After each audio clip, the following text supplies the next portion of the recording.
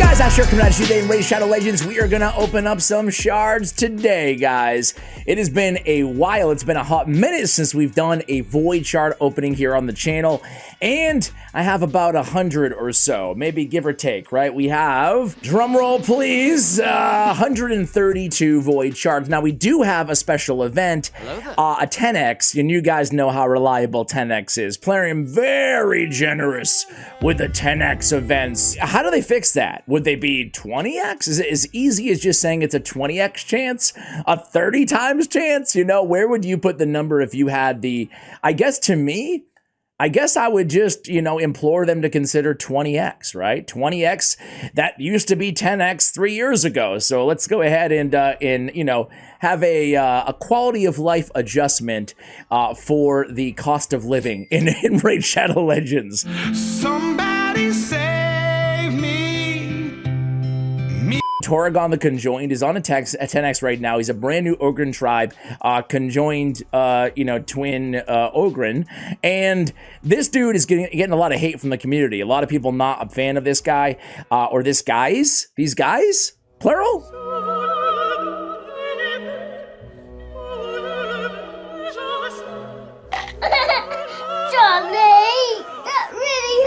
These guys. A lot of people are not a fan of these guys, but I actually kind of am.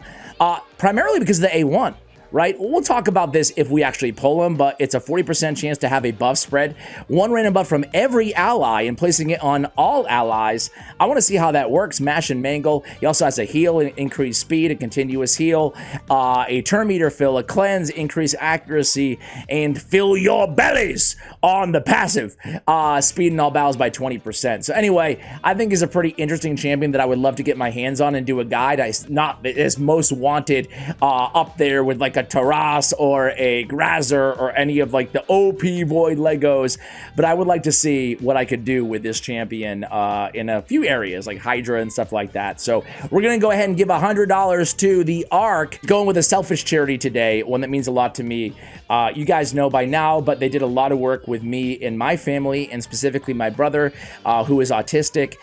They do amazing work, and they're just so passionate about helping individuals with intellectual and developmental disabilities. If you have it there, the kindness of your heart to donate $1 or $2, I'll have the link in the description below. So we'll do $100 per legendary. Let's see what we can get here. I'm doing a shard opening on this channel and a summoning on the Watcher channel, both going live at the same time. So back-to-back openings. We'll see where I can pull more legendaries in the game. Let me know if you pulled any Void Legos or if you opened anything at all. As I always say, I feel like I have to give this disclaimer, is probably not the best time to pull your shards, so do as I say and not as I do, or at least you've been warned, right?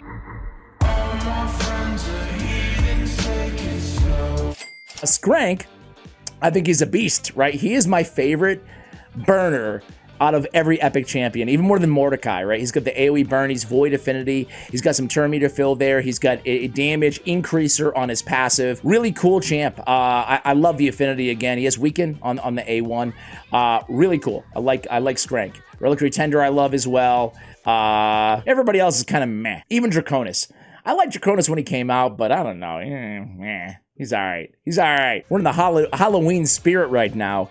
Madam Saris. Okay, here it is. Here it is. Here it is. So bright, I can feel the rays. My lungs feel tight, I could barely breathe. I might not be the best, but I never break.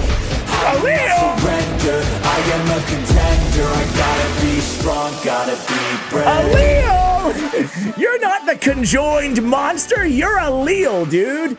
Allele. Arguably the most in, what, the third most in need of a buff out of all Void legendaries in the game.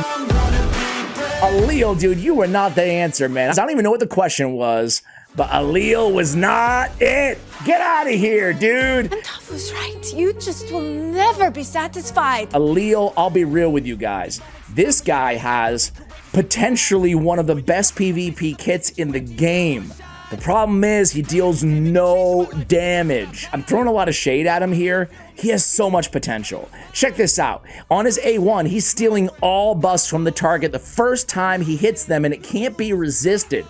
That includes a chance at stealing the stone skin, right? And again, can't be resisted. Don't need accuracy on this dude.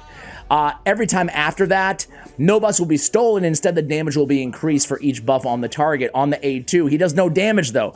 On the A2, he's ignoring strength and stone skin, increased defense and ally protection. He's not ignoring though, notably here, I'm being a little nitpicky, but he's not ignoring block damage or unkillable, unlike Jirgid the Breaker, right? Another Void legendary nuker. I think it's comparable. If the attack kills an enemy, he has a stone skin on himself. This is on a 3-turn cooldown. Chill Wind of Autumn, 3-turn cooldown. I think it has so much potential. Attacks all enemies before attacking, removes increased defense, places a decreased defense, can't be resisted. Removes strengthen, places a weaken, can't be resisted. Plays a block bust for 1 turn on enemies not under increased defense or strengthen. None of that stuff. The removal, the placement, nothing can be resisted at all, right? And then the last thing, Force of Nature, whenever this champion's HP, increases this champion's HP, excuse me, by 2,000 and defense by 100 for every 1,000 attack they have. That's a really cool passive. Fills this champion's turn meter by 10% whenever they receive a buff. So you can build him a little bit slower and just buff him and get that turn meter boost in the beginning. Again, the kit is awesome. I think it's awesome. But he doesn't do any damage, man. Plarium, after Fortis and Angar, who they've already come on record here on the channel, saying that they're going to buff, take a look at another look at Aleel, will ya? He doesn't need to be the most broken OP champion in the game, but man, for a champion that looks so cool, I don't know, make him so cool. What do you say? Who's with me? And our imaginings horrify us. Did I just burn my mercy on an Aleel? I mean, I don't know why, but deep down, Harrier! Deep down, Tree Shield Knot, I love. Gear Grinder, I actually love too. Deep down, I thought today was going to be the day. I don't know why, I just had that funny feeling that I was going to pull the 10x for the first time in like 50 videos without pulling a 10x on a 10x event. Why even bother having them, Plarium? Of course, I'm getting Skytouch Shamans up the wazoo here. She's on a 10x as well. I like Skytouch. Skytouch is a very mini cardial in some sense.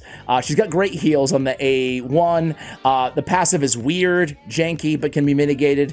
But the A2 is a great arena ability, truthfully, if you don't have a cardial and you need a cleanser. Removes all debuffs from all allies. Then we got block debuffs and revive on death for 2 turns. Not a bad ability, right? You can run her in like old school Skytouch. People used to run her. I actually used to run her in the days before, you know, well, the arena being what it is right now, right? I used to run her in Immunity. White Dryad Naya. We have a Warcaster. We have a Confessor, a Tree Shield Knot again, and another Skytouch. Man, they're really coming through with those 10x epics. White Dryad Naya is a really, really good champion. She looks pretty cool, too. She looks like a tree. I guess all the Sylvan Watchers look like a tree, but she really looks like the, I don't know. I'm really bad at my trees. What's the one that's white? Trunks? Elks? Anyway, she's got a decreased speed on the A1. She's got the decrease the cooldown of all the target skills by 2 turns on a 3-turn cooldown. It's a sneaky, not even sneaky, it's a really good ability. And then Bark Flesh. I mean, even her name is Bark Flesh. We got the Ally Protection and the Strength and Weak version, but it's on a 3-turn cooldown. Strong version Strength and really good support progression champion, as well as a good Hydra champion. All right, guys, let me make some room and I'll be right back.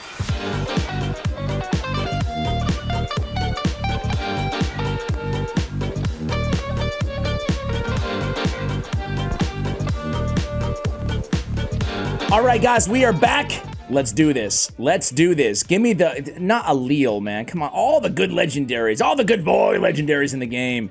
And they give me really one of the more underwhelming out there. What a bummer.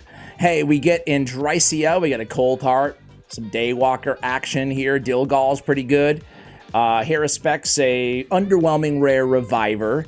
Andrycia is pretty good. She's got a little mini Krisk going on here on her passive. At the start of each turn, has an ally protect buff for 2 turns on the ally with the lowest HP.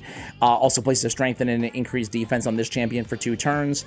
Not a bad little passive there. Let's go ahead and get to the next 10, though. All right. Come on, Plarium. I don't know if somebody went in. I'm going to put on my massive tinfoil hat right now. Some coder was unhappy with one of my criticism videos, and they were like, you know what? We're going to touch Ash's account. Just going to make sure he never gets a 10x ever again. Umbral Enchantress, Kurzad, Deep Heart, love them both.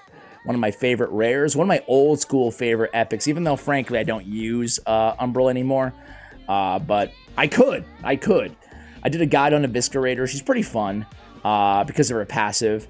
We have Scathix, we have Steadfast, we have Bulwark, we have Umbral again, we have Dilgal, we have Curzard again, and Painsmith. Eviscerator, her passive, attacks an enemy champion with a default skill whenever they're healed or they receive a buff. And her default skill actually hits hard, 2x hitter that hits hard. So you can have some fun with her. She's definitely not like an OP rare that you must build and must max out, but you can, you're looking to have a little bit of fun, a little bit of something different in the game, go ahead and give her a shot. Speaking of something different, man, a few days ago, I released an arena video with Sun Wukong, Nogdar the Headhunter, and who else did we have? Nogdar the Headhunter, Cardinal, and Hefrak. Oh man, that was such a fun team. That was such a fun squad. Really love that video. All right, we have Seducer, we have Bulwark, we have Armentine, Skeleton, Reliquary Tender, Dilgal. Man, there is a drought, a legendary drought in this neighborhood, ladies and gentlemen. We have a Wean Sun Cursed. Man, this dude needs a buff, and they just released him. Whenever you speak, all people will hear is goo goo and gaga. Man, there's one thing about never buffing or balancing the champions in the game, and there's a whole nother thing about releasing really crappy voids. Like, don't do that. Don't release crappy void. We get enough crappy voids, Plarium. All right. I smell a Lego. Oh! Conjoined Rio Bone Spear! Hey, at least we got a good one and a seer. That's 2 legendaries. Boom, boom, boom. Nope, just me. The only one. If you had to start an account, who would you go with? Seer or Rio Bone Spear? I would go Rio Bone Spear. I love Seer though. Arguably Seer will be more used maybe, but I think that Rio is one of the best supports in the game. I really mean that. I really do. She's got a big version of continuous heal on the ally with the lowest HP for 1 turn, and then the little version on all allies who are less than 30% HP. That's a great little A1. On the A2, pressure points.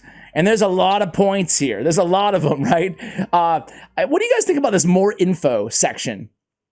I guess it's pretty good to have all the buff and debuff info here. I'm still getting used to the aesthetics, the UI of having the more info. Anyway, stun, HP burn, decrease defense, weaken, decrease attack, decrease crit rate, all on a 3-turn cooldown. I mean, it's just like, if you don't kill them, they're not going to do anything ever again, you know? But perfect body is where it all comes together for Rio Bone Spear. It's one of the better abilities out there support-wise in the game. It's a cleanse, it's a block debuff for 2 turns on a 3-turn cooldown, and then it's a heal, a big heal, 35% of their max HP, another 5% for each debuff removed from them. So she's an elite healer, an elite cleanser, and she brings the block debuffs as well. When receiving any debuffs, instantly transfers them from this champion back onto the attacker. So really cool and versatile support champion with all of those debuffs, plus all of those healing and the cleanse. She's just like a really crazy good Void Lego. Hey, I said I smelled a Lego, and it was Rio, not Harrier. You threw me off, Harrier. I'm so sorry. What do we have left here? Do we have like a couple? We have 12 left. Make it 11 after this bad boy. I'm gonna make some room. We're gonna see what we get. Crazier things have happened, although I'm not gonna hold my breath. Be right back.